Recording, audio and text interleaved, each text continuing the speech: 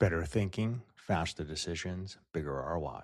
This is the Finding 12 Minutes podcast. The idea is simple.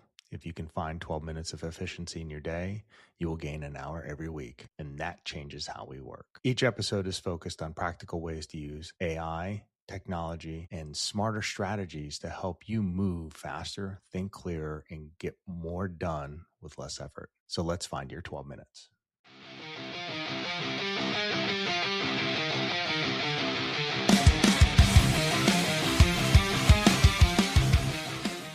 I've said this multiple times. Most organizations do not have an idea problem.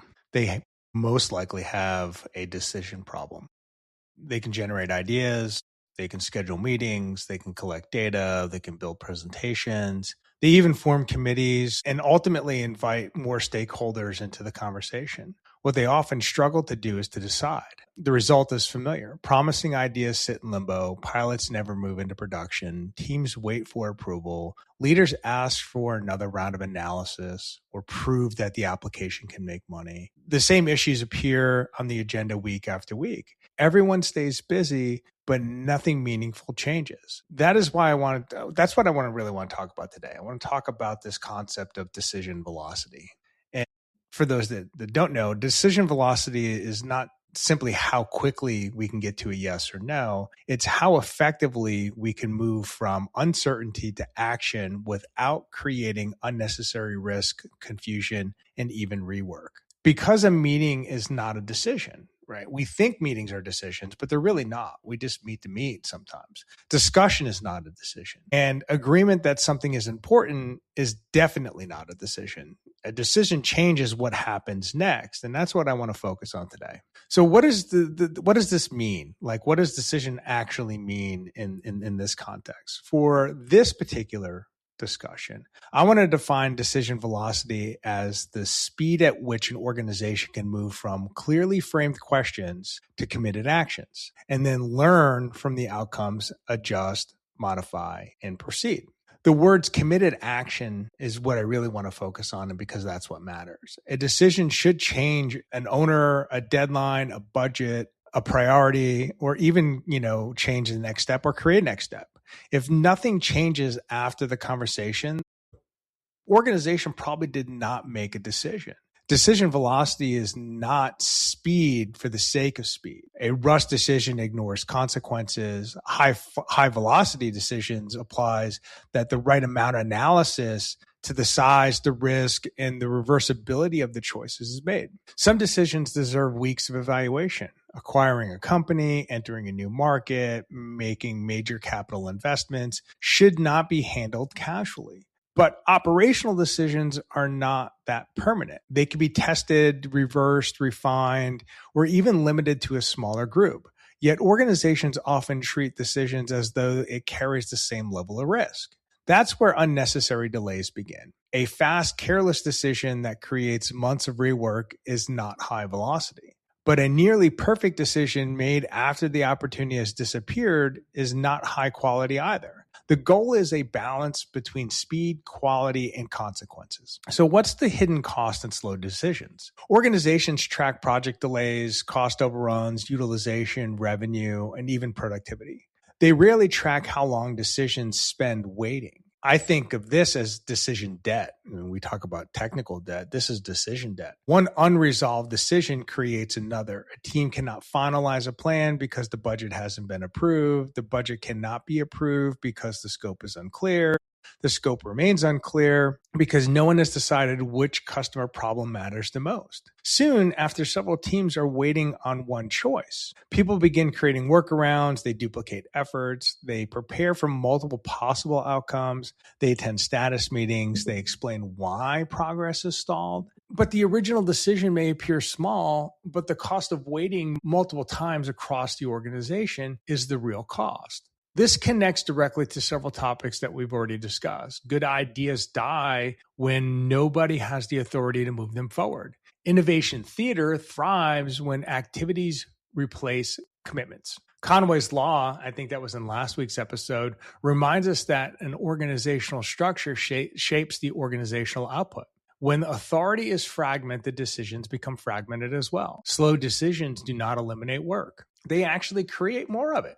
So why do organizations decide slowly? There are several common reasons decision velocity breaks down. The first is that the decision has not been clearly framed. Should we use more AI is not a decision. Should we improve innovation is not a decision. These are broad discussion topics. Decisions need to have a defined choice. The second problem is clear ownership. Everyone may be invited to provide input, but no one knows who has the final call. Organizations often confuse inclusion with consensus. People should have a voice when their expertise matters, but that does not mean that every person has veto power. The third issue is undefined evidence as a threshold. Teams continue to collect information because nobody has established what is sufficient to decide or make a decision. They keep asking for more data, not necessarily because the information will change the outcome, but because the analysis feels safer than a commitment.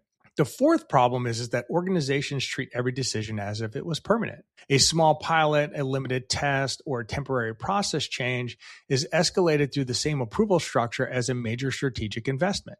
Organizations spend more time protecting itself from a reversible mistake than it would take to run the experiment and learn from it. And then the fifth issue is cultural. The wrong decision is visible. The delayed decision is often invisible. Employees are punished for making reasonable choice that doesn't work, but faces no consequences for allowing the opportunity to expire. And the rational behavior is just to wait. Decision velocity slows when people are rewarded for protecting themselves rather than advancing the organization. So bringing this into the concept of AI creates information velocity, but not decision velocity.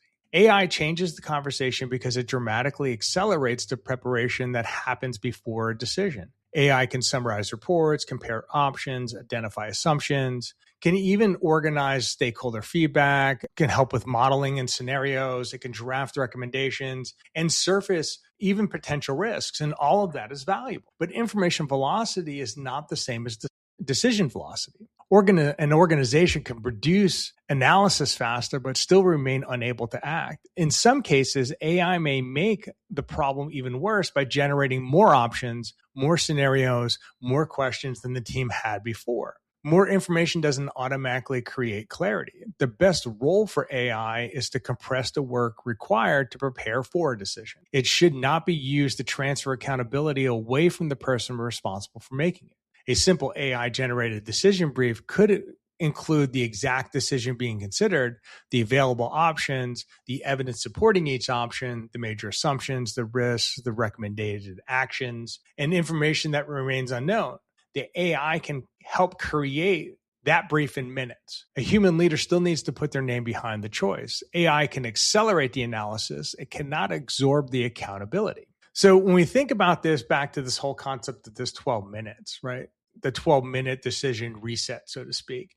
Not every decision should be made in 12 minutes, but 12 focused minutes can help expose why a decision remains stuck for 12 days or even 12 weeks. Here's a practical exercise I call the 12-minute decision reset. During the first 2 minutes, write the exact decision in one sentence. Avoid words such as discuss, explore, review, consider. Those words describe activity, not choice. Instead of saying we need to discuss using AI in business development, we need to say we need to decide whether business development team will run a 30-day AI pilot within the next month. During minutes 3 and 4, identify a decision owner, not a committee, not a project team, not an entire leadership group. Identify one person with the authority and the responsibility to make the final call. Other people can advise, challenge, and provide evidence, but one person must own the decision. During the minutes 5 through 7, define the minimum sufficient evidence. Ask what must be known before acting. Then separate that from what simply would be helpful to know. You'll never eliminate every unknown. The objective is to understand whether the remaining uncertainty is acceptable relative to the size of the decision. During the minutes 8 through 9, evaluate the risk and reversibility. What happens if the decision's wrong? Can the organization reverse it quickly? Can any exposure be limited? Can the decision be tested with one team, one customer segment, one workflow before scaling it? A smaller decision is often easier to make and more useful than a large abstract commitment. During minutes 10 through 11, define the action and a deadline. What will happen next? Who will do it? When will it begin? A decision without an action is only an opinion. During the final minute, establish a new trigger. What evidence will tell me to continue, to stop, expand, or adjust? And I've said this before: stop, start, continue. Same concept. This basically turns the decision into a learning loop rather than a permanent declaration that must be defended forever. So what's a good practical example? Well, consider this question: should our organization deploy AI?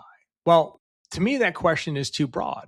AI how? AI tool, AI chatbot, AI search, what is it? It touches security, training, governance, cost, workflows, change management, a dozen different use cases. It's too broad. A leadership team could discuss it for months without reaching any meaningful conclusion. So what you really need to do is reduce the scope. Should the proposal team conduct a 30-day pilot using approved data in an existing AI platform to create first drafts of project descriptions? Now that's a decision. Business development leader owns it. Minimum evidence might include confirmation of the workflow complies with security requirements, a baseline measurement on how long the task currently takes, an agreement on how the output will be reviewed. The risk is then bounded because the pilot involves just one team, just one workflow. The content still requires human approval. The action is clear. The pilot begins on a specific date. The review criteria might include time saved, how many edits were required, output quality, user adoption, and any errors identified during the test. The organization hasn't decided the entire future of AI. It has decided the next responsible step to create a way to learn and a path forward. Decision velocity often improves when one can make a decision smaller, not a meeting bigger. So when we lean into where's the leadership responsibility, leaders have an outside influence on decision velocity. They can improve it by asking better questions. What exactly are we deciding? Who has the final call? What evidence would materially change the decision? What is the cost of waiting another month? Is this decision reversible? What's the smallest responsible next step? One of the most useful questions a leader can ask is, what would need to be true for us to decide today, right now? That question exposes the actual barrier. Sometimes teams need more information. Sometimes it needs a clearer owner. Sometimes it needs permission to run a limited experiment. Sometimes it simply needs someone willing to take responsibility. Leaders must also protect the people who make reasonable decisions using the best information available. Accountability should create learning, not fear. If every imperfect outcome produces blame, employees will optimize for avoiding decisions rather than making better ones. So closing out this week's episode, we identified one decision that keeps returning to the same meeting, right? Let's give that 12 minutes of focus. Clarify the decision, name the owner, define the evidence threshold, evaluate the risk, set the next action. We need to move from conversations to action. Establish when you will review the results. You may not resolve the entire issue in 12 minutes, but you'll probably discover why it's been stuck.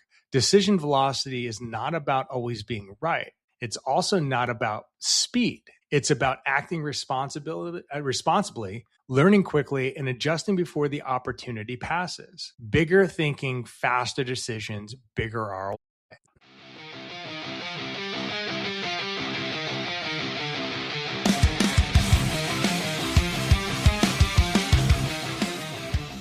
And that's your 12 minutes. If you found value in this, share it with someone who needs to work smarter, not harder. And remember, small efficiencies compound. Find 12 minutes a day and the results take care of themselves. I'll see you in the next episode.